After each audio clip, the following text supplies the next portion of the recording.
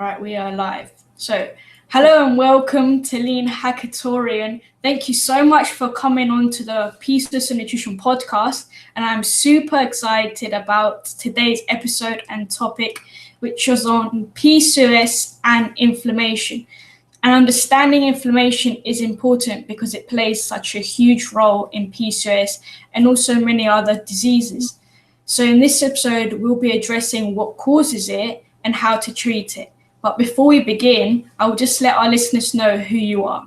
So Tallene is a registered dietitian and fellow PCOS sister. She helps women manage their PCOS and lose weight by eating an anti-inflammatory diet and going gluten and dairy free. As a PCOS sister herself, Tallene understands how you feel. At 16 years old, she was completely traumatized when a doctor said her ovaries were premenopausal. Tallene began to make the necessary dietary changes to treat her PCOS by going gluten-free and dairy-free, eating the right amount of carbs for her body and exercising appropriately. Tallene provides personalized coaching to all of her clients to help them do the same. So thank you again for coming on the podcast. I've been following you on Instagram for a while now, and I really enjoy the content you post, and you've had a huge impact on the PCOS community. So can you share your PCOS journey? Sure. Thank you so much for the introduction. So when I was 16, I was diagnosed with PCOS because I had an ovarian cyst rupture. And that was so painful. I went to the hospital and it was this whole ordeal. And by the time I got to the hospital, actually, I was fine because it had already ruptured. But then the doctor pressed on my ovaries and it was super painful. So he said it was an ovarian cyst.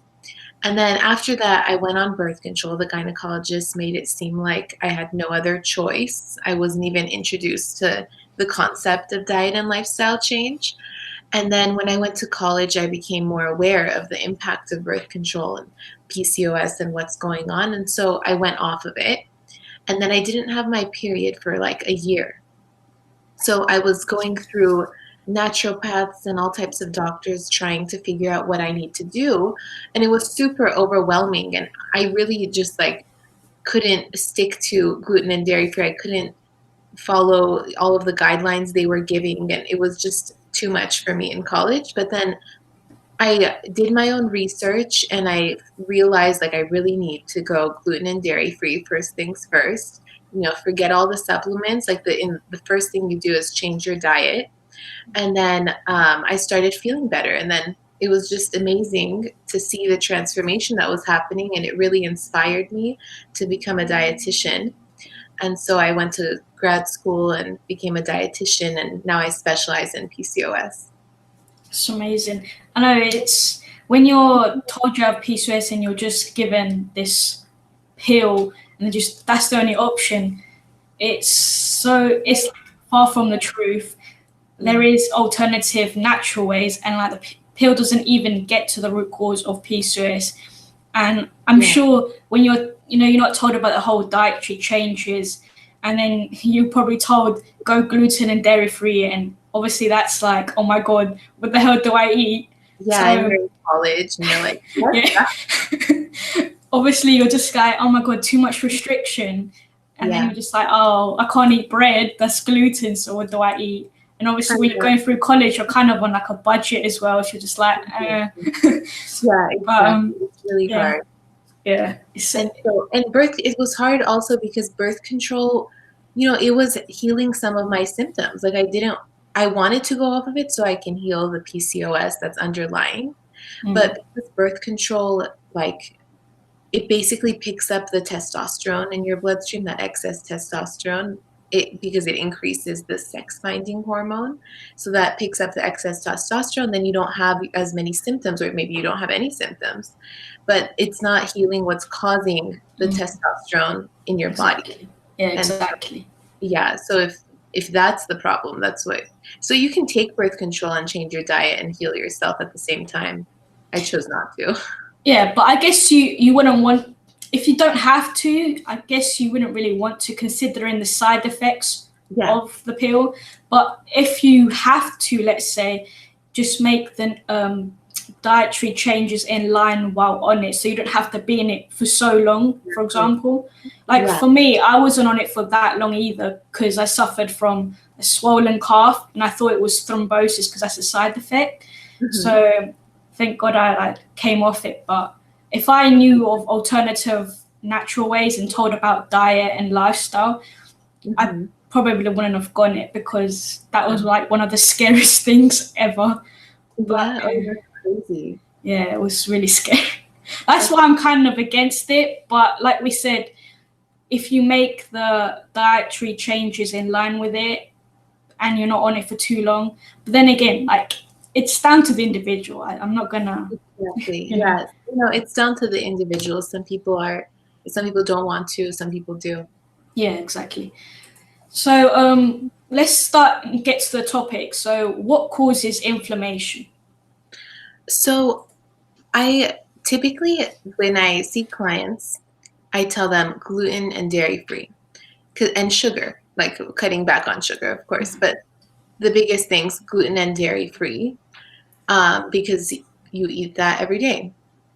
And some people eat sugar every day too, but So gluten, I mean, if you want to get down to it, there's a lot of research that shows how it causes inflammation. So eating gluten increases zonulin, a protein in your stomach, and that protein causes cracks in the lining of your gut. And so when you have intestinal permeability, the gluten, which is a protein, but also other proteins found in wheat, can pass through those cracks and cause systemic inflammation. So when you have that, your body responds to it like it's a stressor. And so when your body's under stress, you start releasing cortisol.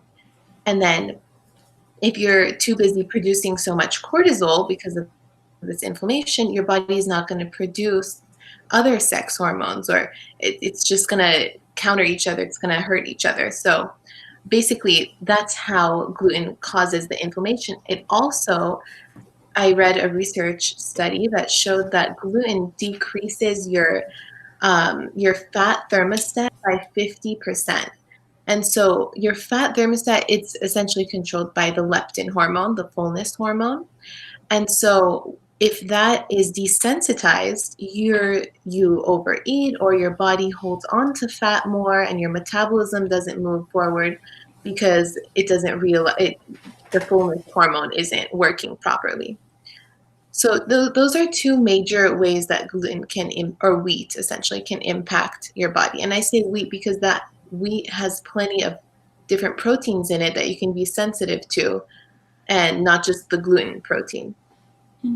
So you mentioned the fact that when you eat all the gluten or wheat, your body's obviously stressed. It increases the cortisol, and like you said, you end up, your body is so prioritized with, because when you're stressed, you're kind of in that whole fight and flight, so you're more focused on surviving rather than producing all these sex hormones. So yeah, that's exactly. Yeah. So moving on to, was it dairy? Yeah. And then there's dairy, yeah. And so dairy has A1 casein in it, which is a protein. And that A1 casein converts to casomorphin, which is considered an opiate. And so that's why people who are like obsessed with dairy, it's because it has an opiate and it makes you want to crave it, And so some people can release that casomorphin, excrete it from their body, and others absorb it into their bloodstream. And then, so that's what happens. So if you absorb it into your bloodstream, you're more likely to be the type of person that craves dairy. And then that can cause inflammation in your body. And also, the other day, actually, I had a client and she was telling me she constantly gets sinus infections. And that's a side effect of casomorphin intolerance. So, or A1 casein intolerance. Interesting. Yeah. Yeah, being addicted to dairy is definitely something I don't struggle with, because I don't really like cheese or all that stuff. So I'm glad I don't have, because there's a lot of people who tell them, like clients, you go to them, you're gonna have to kind of cut back on dairy because it causes inflammation. It's got all these antibiotics, hormones, insulin increases, all this stuff, and just like, I don't know if I can do that. It's just like, just gradually cut back. But I guess it's because it's addictive. It has that it is drug addictive. kind of thing. Yeah. The more you absorb the casomorphin, the more insulin resistance you have. Yeah. So that's like the precursor of PCOS. Yeah, and so many people are addicted to cheese, and I don't blame them, but so what are some of your tips then to ease into going dairy and gluten free? Because I'm sure for some people, like we said, it's a lot harder because they're addicted to cheese, for example, and maybe bread. So how did you do it, and how do you get your clients to start making those changes? So the first thing I do is ask clients what they already eat. And then I try to create a meal plan that modifies what they're eating so that it's gluten and dairy free. And so I came out with a gluten and dairy free PCOS weight loss course. And so I have different meal plans on there for vegans or just a regular diet. And like, you have so many options when you're gluten and dairy free. It's just a matter of looking. And when you go to restaurants, for example, like, just asking for the burger without the bun, or, say no cheese on your salad. I mean, it's these little techniques that you can learn that can make it easier for you so that it's not a hassle. And also cooking more helps when you're cooking at home.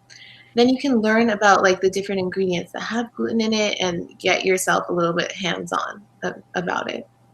So do you think this is something, do you like never have gluten ever again, or do you not allow yourself any dairy? Because I'm sure a lot of people will be like, but if I go to a restaurant, can I allow myself to eat it? Or because obviously for some people it may not seem sustainable. I don't know. So what would you say to that? I personally don't eat any gluten, but with dairy, I do have a little bit because I feel like I'm okay with that. So after I cut it out for several years, and then I started reintroducing dairy a little bit at a time. And so I'm okay, but I'm not okay with gluten. So it just depends on the person and how they feel. I suggest cutting it out for 1 to 3 months and then reintroducing it to see what your response is, or, see how you feel after cutting it out. Do you feel better, or what's going on with your body? So it just depends on the person. Yeah, I agree. I think what you said about cutting it out for a certain amount of time and then maybe reintroducing it just to see the effect. Because that's personally what I did. I don't find gluten affects me, but for me it's dairy. And basically the symptoms I kind of notice is like I kind of get a bit bloated, or I break out, and I just feel a little bit, not good. So I kind of tend to just avoid it unless I'm out and I kind of have to like eat it because it's in the food. Like if I go to a family dinner, I'm not gonna be like, oh, is there dairy in this? I can't eat it, because I just sit there. I feel like in the way of like, oh my god, you can't just eat what everyone else is eating. You have to be all picky. So I kind of, when I'm out, I'll be like, okay, I'll just eat the dairy. If I break out, or if I feel crap, I'll just be like, oh. It'll go after a few days, but a lot of women feel like that, like they have to compromise because the people around them, some people feel like the people around them don't accept their diet, and so it's really hard when you eat out with friends or when you go to family occasions. Yeah. But honestly, when I feel that way, I just try not to like make it an issue. Like if I have to ask the waiter something, I'll just like get up and go ask the waiter something and like not make a scene at the table. Or my friends don't care, so I can make a scene at the table, but that's fine. But sometimes you don't want to. Or like if you're going to a family event, you could ask whoever's cooking, just like, can you set me aside some whatever without cheese on it, because I want to eat it too. I mean, just take the initiative for yourself so that it's not as difficult and you're not like complaining in front of people, Yeah, that's true. That's a good tip. I agree with that. That's kind of what I used to do, but then because after I've become like an eating disorder, I try and not be in too picky, because then people be like, oh, this, because they just end up thinking, oh, has she got an eating disorder again? Is she falling back into it? So I kind of like, it's so tricky, but it's a good tip of asking, you know, if you go to a family event, can you set aside something without dairy or without gluten, and just like take the initiative, tell the waiter or bring like a dish that's gluten and dairy free that everyone can eat and won't notice. Just sneak in some foods, like that's what I do. I like bring desserts when I go to places, because I don't know, I mean, for Christmas, let's say, like I want dessert, so I'll make something, everyone will enjoy it, and I'll have a piece. And it's a good idea. Why not? It's gluten free. So a question I recently got asked before we did the scheduled this was, what about sheep and goat's milk? Someone asked me, is that just as bad as cow's milk? What's your opinion on that? I've heard that it's not as inflammatory as cow's milk. So if you chose to eat cheese, you could choose that one. So people are better off just going for sheep or goat's milk or cheese. So okay, that's cool then. I mean, I don't know what that tastes like, but if you love cheese, goat cheese. Yeah, a lot of people like goat cheese. I don't think I've ever had it before. Wait, apart from I don't know. I don't think I've had it. I don't like cheese. Oh, so I don't really tend to try cheeses. I just don't like it. Oh, it's probably a bit weird, but anyway. No, a lot of people don't. Can you give us any other examples of like hormone disruptors or any other kind of foods that might be causing inflammation and we don't actually know?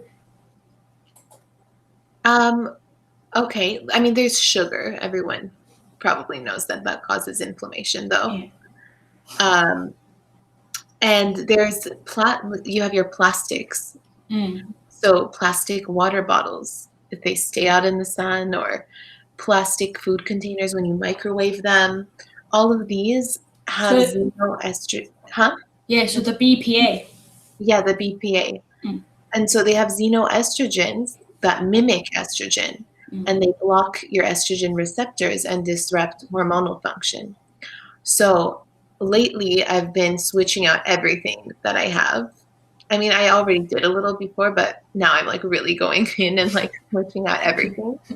And, I'm making sure that like my deodorant, my body wash, everything is hormone friendly, because I'm using it every day, and your skin is your biggest organ. And so if you're using this body wash that's, that is bad for your hormones every single day when you take a shower, it's going to turn into a problem eventually. Exactly. Yeah. There is. No, go on. Oh, I find my hormone healthy products by shopping on ewg.org, because they rate the hazard level of the products, and they say if it has developmental or reproductive toxins in them. So it tells you like exactly, is it good for you? Is it bad for you? And my Pantene Pro-V, shampoo, it was like, okay, got to throw this away. That's pretty useful in that website. Yeah. Never heard of that one before. So probably I'll probably use it as well, and I'll mention it in the show notes as well. What was it? ewg.org. Right, I'll put that in the show notes, and everyone can take a look at that, because I think that's really useful to take a look at. Another thing I was looking at with regards to inflammation is like protein and stuff like that. So So with protein and like animal meat, so if you choose things like sausage, hamburger, processed meat, it's going to cause some inflammation. So you would want to reach for organic, grass-fed meat. And also shop for fish, like a lot more fish than meat. So, I mean, I recommend fish like 3 or 4 times a week because of the omega-3 fats found in it. Mhm. And so that's really good for healing inflammation, the omega-3. So I like to get like smoked salmon and keep it in my fridge and make like spring rolls with it with herbs and stuff, just so I can get in a serving of fish. Yeah, fish is great. I like a Yeah, bit of salmon. you know, just get like smoked salmon, tuna, easy. Yeah, and they're really good. Let's go on to following an anti-inflammatory diet. I can't talk. How Yeah. does someone go about following this kind of diet? What's the steps? So first, I go through this in my course, step by step, because it can be overwhelming. Like a lot of women, you want to start this journey, you're inflamed, you feel sick, and you don't know where to begin, and it's like all this information. So it's 3 steps in my course. So the first step is learning how many carbs to eat for your body. And so once you learn how many carbs to eat, you're helping with insulin resistance and you're helping fight that inflammation in your cells as well, because you're not bombarding your cells with carbs and sugar. Mm-hmm. And so you want to understand what type of PCOS you have as well. So actually the first step is understanding your type of PCOS. The second is how many carbs you need to eat for that type. Mm-hmm. So I'm sure, there's 4 types, or well, not everybody follows this like guideline, but there's 4 types of PCOS. One is insulin resistance. The second is adrenal fatigue. And then there's thyroid, and then there's inflammation. And you can have some of these combined with each other. And so this impacts your carb, like how many carbs you need to eat. So if you have adrenal fatigue, you shouldn't cut back so much on carbs, or if you have insulin resistance, you should cut back. How much should you cut back? And so all of these things are really important to understand. So I go through in my course how to realize how many carbs your body can manage. And one of the techniques that I use is doing a finger prick blood test before you eat and then after you eat, and seeing how well you were able to process that glucose, those carbs like that you had, and see, did your blood sugar go back down to normal, and or if it didn't, then it means that you're a bit insulin resistant. So you need to consider how many carbs you ate or what you ate at that lunch. And then, so we went through what type you have, the carbs, and then also going gluten and dairy free. And so I have a meal plan on there, and I discuss all of the benefits and how to adapt when you go out to eat, how to adapt with your family, and other such things. And then we go over exercising for your type. Mm-hmm. So that's really important. Not every type can handle certain types of exercise. If you're strength training, that's great for insulin resistance. But if you're running all the time, running an hour a day every morning, that's not good if you have adrenal fatigue. So it's good to pinpoint exactly what type you have and then customize your own anti-inflammatory diet. And then I also recommend lots of green tea, like 5 cups a day, to help with inflammation, and no artificial sweeteners. Mm-hmm. Yeah. I agree. Everything's also personalized because we have a different type of PCOS. So you have to obviously, before you just, go on Google, type in anti-inflammatory diet, you make sure that you know what type of PCOS you have. Can't talk. Yeah. If you don't know, then that's why it's so hard for women to lose weight with PCOS, because they're trying all these different things and it's not specific to them and their type of PCOS. So you really have to take the, blood tests and like do the research and then create your own anti-inflammatory diet, the one that's working for you. Exactly. Mm-hmm. So before we mentioned that salmon is a good option to include in your anti-inflammatory diet. Do you recommend? Oh, and green tea is there any other specific foods that you include in your meal plan, for example, or that you include? Let me think. I recommend a protein powder that I use. It's called Philosophy Cocoa Magic Protein Powder. And it has adaptogens in it. It has maca powder, reishi, mushroom, like cocoa, everything, and hemp protein.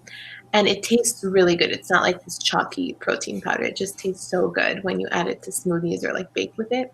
And so I just like that because and maca. So it introduces like adaptogens into my diet, which helps my body react to stressors. And by stressors, I mean like anything that makes your body feel, stressed, emotional, physical, whatever. Yeah, because stress is literally everywhere nowadays. And even when you don't sleep, this causes even more stress. With the whole society about working hard, staying up late, all this, you're just putting all this extra stress on your body, along with intense exercise, and your diet causes extra stress. So there's just so much. It's not just about, oh my God, I'm stressed about an exam, or for example, it's just so much stress everywhere. Yeah, and it's good to have a stable diet, like an anti-inflammatory diet, so that those stressors don't get to you, because you can't get rid of all of your stress. No, you just got to find ways to manage it and get less of an effect on your PCOS and symptoms, and just try and maintain some kind of balance. Exactly. So we mentioned foods for PCOS and salmon, all that good stuff. What carbs would you recommend? So you obviously can't have gluten. What are the good carbs? Because carbs aren't bad, right? No, carbs are not bad. And carbs, you want to start like with half a cup at lunch, 3/4 of a cup at dinner, and a little bit for breakfast, and see how you feel. And then you want to lower it after that in case, if you need to, if you feel like you need to. Not everyone should just go straight to keto or like straight to a low carb diet. And so, wait, what was your question? Say that again. Oh, carbs are not bad. Yeah. What are the good carbs? So I like to choose carbs that are starchy carbs. So that's potatoes and beans and things like that, the root vegetables, because grains can have an inflammatory impact on your stomach if you already have leaky gut. So I always recommend things like sweet potato because it's low on the glycemic index, or half a cup of beans instead of rice because it has less of an impact on your blood sugar because that has protein in it and fiber. So, and always pair your carbs with something. So if you're going to snack, pair, your apple, if you're going to have an apple, pair it with some nut butter because that's going to impact your blood sugar less. So, it slows it down as it's absorbed into your bloodstream. And instead of eating just an apple and your blood sugar goes up and then down and insulin resistance is perpetuated. So that's why it's important to always pair your carbs. So sweet potatoes are good carb. Carbs aren't bad. Just make sure that you experiment, find, how many carbs are good. So you could obviously use a glucose meter or whatever, or just kind of see how you feel after eating it. So for example, I remember I tried a little experiment recently and I started eating cereal just to see how I feel compared to my other cereal options would be like a smoothie where I put frozen fruit, all this protein powder. And I felt like literal crap. I was lethargic. I just wanted to sleep. So I was like, these are bad options. This is why people shouldn't eat cereal for breakfast. Yeah. Oh no. For breakfast, especially if you have insulin resistance, I always say 40 grams of protein. Like aim for that. So that's why I have a smoothie right now. Smoothies are so good. Great way to get your vitamins, minerals. Put some protein powder in there, and it just keeps you fuller for longer. It's just amazing. Yeah, they're great. So we kind of mentioned a bit before about going low carb and following a keto diet, and how keto kind of does help some women who are insulin resistant, for example. But obviously, if you suffer from adrenal PCOS, you might not want to go super low carb or keto because you need, carbohydrates in your diet. And generally, you don't really want to go too low because your thyroid hormones need it and all this other stuff. But we won't go too in detail about if it's good or bad. Let's just say it have some benefits. It helps some women. But what's your opinion on it? Yeah, it depends how insulin resistant you are. So that goes back to testing your type of PCOS and understanding, like, are you, and I have, functional ranges in my course where you can see like what your insulin blood levels are and compare it to these ranges and see like how severe your PCOS, your insulin resistance is and how many carbs you need to eat for that type of severity. And so many women who are super struggling with insulin resistance, if maybe they're overweight, very overweight, keto may work for them because they might be on a higher scale of insulin resistance. And so carbs are really impacting their body, and eating it's just getting stored as fat, fatty liver. But then some women are slightly insulin resistant, and that just even being slightly insulin resistant can impact your hormones. And so you don't have to be completely keto, but cutting back may help you. So you have to test and look into it. Yeah, so I guess we're always constantly referring on experimenting. There's no one size fits all. Make sure you test everything out because you can't just copy what someone else is doing. So I guess the take-home message from this is always experiment and just test things out. That's why you and me, we both do, personalized coaching, because there's not a standardized approach. And I always get asked, you always get like DMs or Facebook messages like, what do I do to lose weight? How do I treat my PCOS? And just like, I need a bit more information. I can't just tell you do this, this, and this. Exactly. I can't just tell you. There's so many things you can do. Like, what are your symptoms? Are you fatigued all the time? And does it sound like adrenal fatigue to me? Okay, like go get your adrenal hormones tested, and then we can develop a plan for you. It's not, everyone doesn't have adrenal fatigue. Their plan will be different. So you always have to get the test done first. And when you need to go to whoever you go to, a coach or whatever to help you, and then they'll start to create a plan. They can't just tell you, just do this and this and everything will be perfect, because it might not work for you. And if you tell someone what you did, it might not work for them. If I tell them what I did, it might not work for them. So it's just all about finding your type and then going from there. Yeah, and there are some doctors that I've heard, like gynecologists, just saying, don't eat any carbs, and it develops into an eating disorder, because if you're diagnosed with PCOS at a young age, you're 16, and they say don't eat any carbs, what are you going to do? And lose weight. They just go cut carbs and lose weight. It's like, thanks. So helpful. That's why it's really important to get coaching, because you need that guidance, or else, you'll end up hurting yourself, because it's like devastating. You feel like you don't have control over your body and you keep gaining weight. And so when someone says, oh my God, just go lose weight, don't eat any carbs, you freak out and you go extreme, and then you hurt yourself more. Definitely. You definitely do go to some serious extremes because you feel like you can't control anything. And that's why a lot of women actually do suffer from eating disorders as well, which is quite, it's really like sad. Exactly. What would be your biggest piece of advice for women who are currently going through their PCOS healing journey? So I would say my biggest piece of advice is to be patient with yourself. It's really, it can be so frustrating. Your hair is growing on your face, and like your hair on your head is falling out, and you have acne, and you're gaining weight, and you have no control over it, and you think that you're eating healthy, but it's not the right way to eat for PCOS or your type. So it's so frustrating. And so you have to be patient with yourself and be optimistic. You're going to figure it out.